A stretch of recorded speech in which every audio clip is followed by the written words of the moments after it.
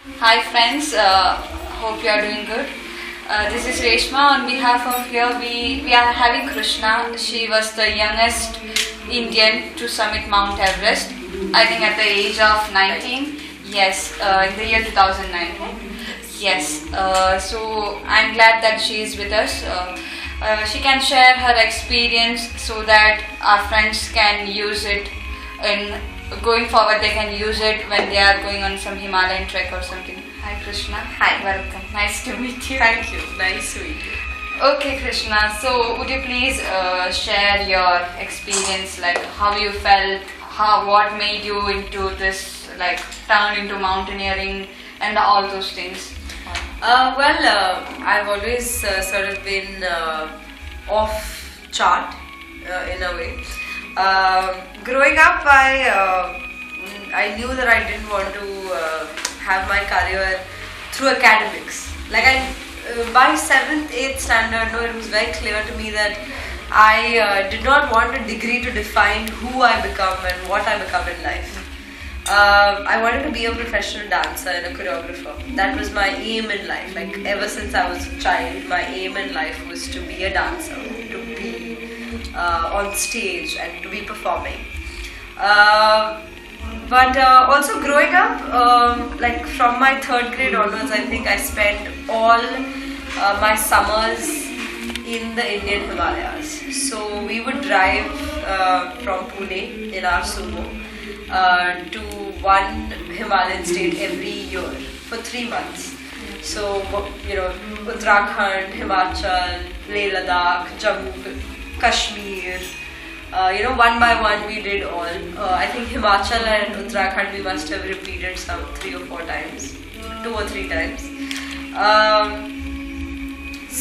The Himalayas were also a very solid part of my life. Like I didn't know anything about mountaineers or mountaineering, but we had trekked a lot. The first high altitude trek that I did to Gomukh and Tapovan, which is 4,300 meters, when I was 9 years old. So, and my parents were very adventurous, so we used to never stay in hotels. So all these trips we never stayed in hotels. We would always carry our own tents, carry our picnic table. We had a shower. We had that tree shower. We really lived a very adventurous life. We still have many farmer friends that we had made in Himachal or Leh Ladakh even. So the Himalayas were a very big part of my life since childhood. When I was 15, I did an adventure course in the Nehru Institute of Mountaineering. And it's one of the premier institutes of mountaineering. And when I did that course, I was like, dude, I'm so coming for the basic mountaineering course. So I'd done climbing camps I grew up in Pune, and Pune is surrounded by forts and hills and all of that. So every weekend I used to go for climbing camps or some or the other camp or a trek or in the Sahyadris. So even that was a part of my life. Then I did my 11th and 12th. And after my 12th standard, I did my basic mountaineering course in 2007. And I think that was a changing point or a turning point, because the moment I finished that course, I decided that I wanted to be a mountaineer. I wanted to climb mountains in my life. That's all I wanted to do. So actually, before the camp fun, before the graduation ceremony happens, I went to the vice principal and I said, sir, I'm not going to do a graduation. Like I'm not going to apply for a bachelor's degree when I go back. Can you keep me in this institute for 3 years and just do like a graduation of mountaineering for me? And he was like, are you crazy? That doesn't happen. Like, go back, see if you get an A grade. If you get an A grade, come back for the advanced course. If you come back for the advanced course and again get an A grade, then we'll think about whether you'll be a mountaineer or not. So I went back, and then I went to Bangalore for a diploma in dance. So I did my diploma in contemporary dance and mixed media art. And but I was still very influenced. Like I was obsessed. There was nothing else that I wanted more than to climb mountains. So in May 2008, I faked jaundice at my dance institute and went, because my dance institute was also very strict. They didn't allow leaves and stuff like that. So I faked jaundice and I said I'm going back to Pune to be with my mother, and I went to the mountains and did my course. And I knew I would get an A grade. Also, for the first time in my life, I was the best at something, you know. In school, I was an average student.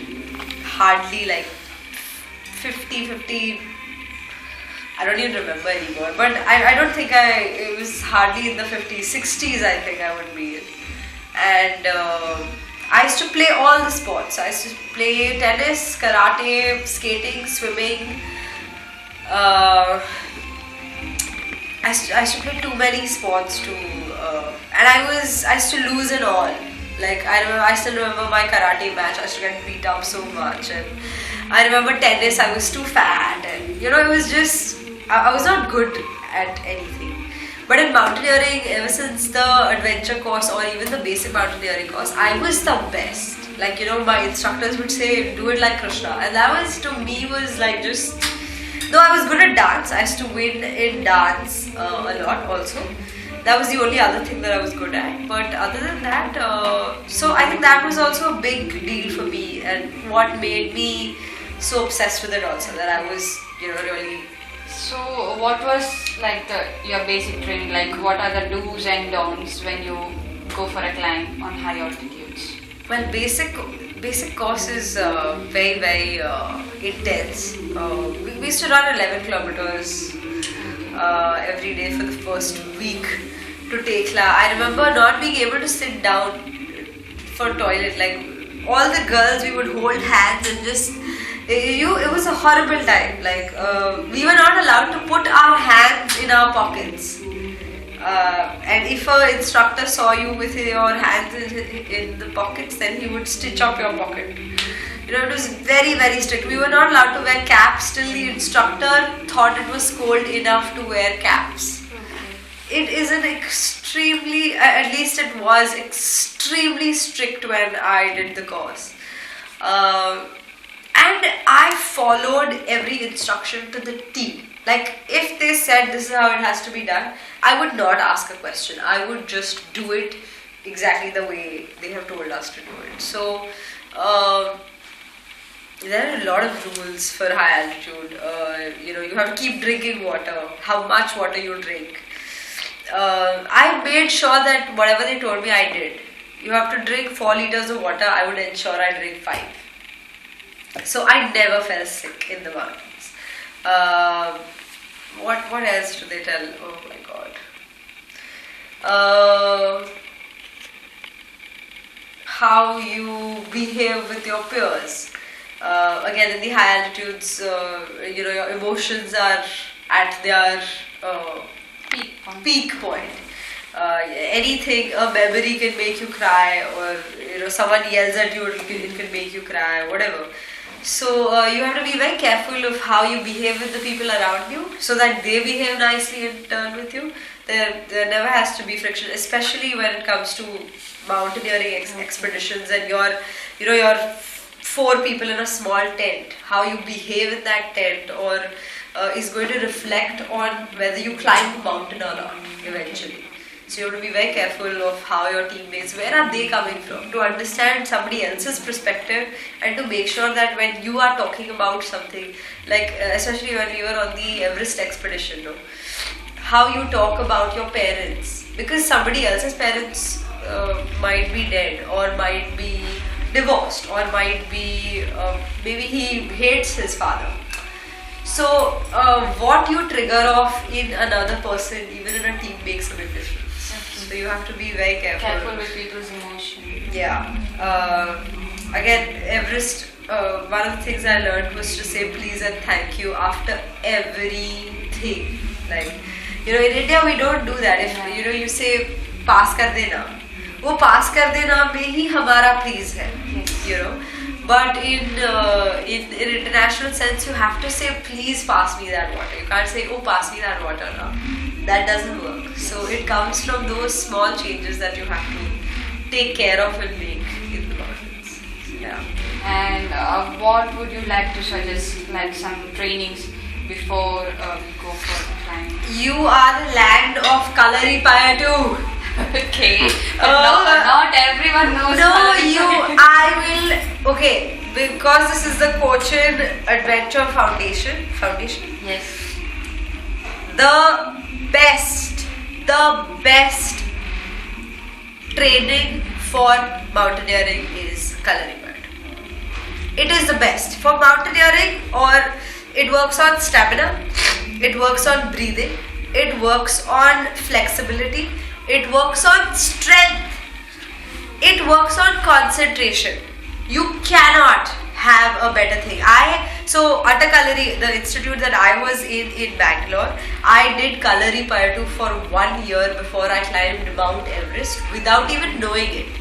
I planned to climb Everest from December 2008 I decided to climb Everest. But the entire year before that I was in Bangalore doing Kalari Payatu. 100% the strength that I have got to climb Mount Everest came from Kalari. If I had not, I'd done yoga for 15 years of my life. I have played tennis for 10 years of my life. I have swam for 11 years of my life. But if I had not done Kalari for that year, I wouldn't have been able to climb Everest as easily as I climbed it. I had no problems. I did not stop once on the mountain. I did not once feel that oh my god, मैं अभी नहीं चल सकती हूँ. ऐसे मुझे एक बार भी नहीं लगा Everest में. And that was only because of Kalari. And in fact, one of my life missions is to make Kalari as popular as yoga today is. Because it is the best workout you can have. Seriously, there is nothing better. And as mountaineers, it works on shoulders, it works on back, and it works on thighs. These are the three main things you need for climbing when it comes to strength. And just a funny story. So my instructor was very, very strict. His name is Dil Sagar. He was a 5-time national champion in Kalari. And I would be late for class every day. Every single day I was late for class for the entire year. And if you're late for even 1 minute in his class, he would make us stand under a table in the crouching tiger pose for 10 minutes or 12 minutes depending on him, and he would not let us move. Like there would be tears every morning. For 15 minutes I would sit in his class under the table and I would cry. But I think that punishment was what gave me the strength to, because I sat in that position for 12 minutes every single day before I climbed Everest. So workout, just do Kalari. Just join a Kalari class, do 1 hour of Kalari every day, you are sorted. You don't need anything else. Don't even go to a gym. I hate gyms. They're the worst. They're bad for your knees, they're bad for everything. Just do Kalari Payatu. Body flexibility, strength to your neck, back, everything. And because mountaineers, especially mountaineers, see, there are rock climbers and then there are mountaineers.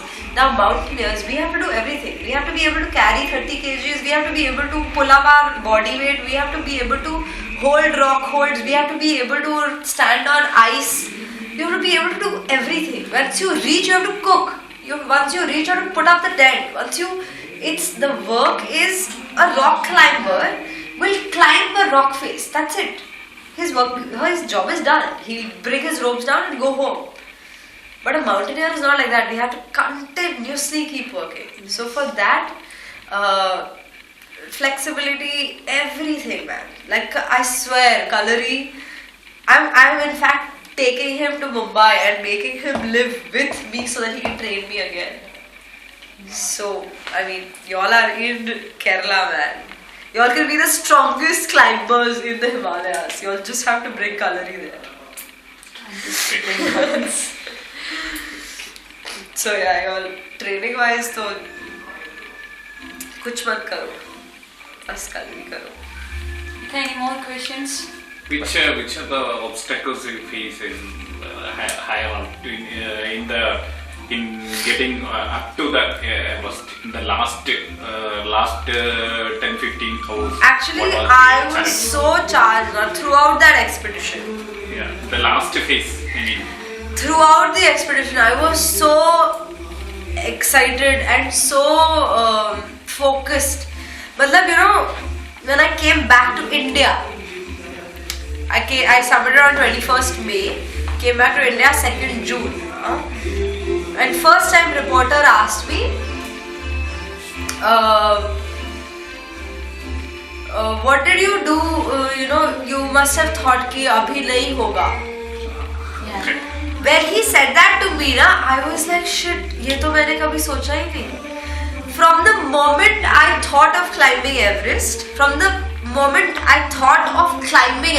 not saying when I was on the mountain also.